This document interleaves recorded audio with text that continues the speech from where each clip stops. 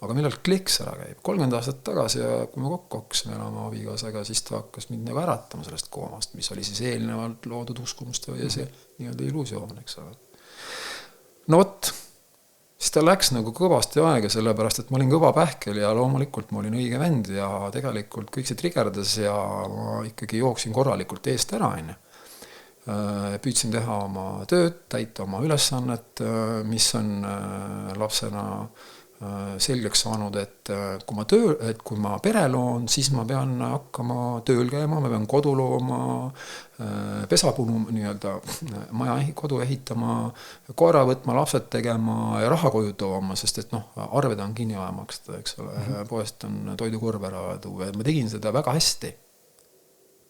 Aga kunagi ei olnud teadmist, et hoida on ka vaja, et on vaja hoolimised, on tunded ja asjad, eks ole, et ma olen tegin kõvasti sport ja omast arust väga tervislikult elanud füüsiliselt, aga mitte vaimselt, mitte emotsionaalselt väga katki olnud tänaseks, et sellest on räägitud kunagi ja on ka kunagi eeskuju terve pere näol, ma ei olnud kunagi näinud seda varem. Ma olen ise katkisest peres üles kasvanud, ema üksinda kasvatas 2 poega. Ma olin vanem ja vanemad lahutasid, kui ma olin 5-aastane või 4-aastane.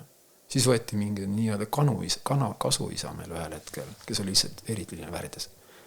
Ja mingil ajal mõtlesin, et saaks pommi panna tal voodi alla, et ta oli nagu eriti vägivaldne. Ma julgen isegi toast välja minna. Mõtlesin, ma saan igal hetkel peksa, vahest sain ka.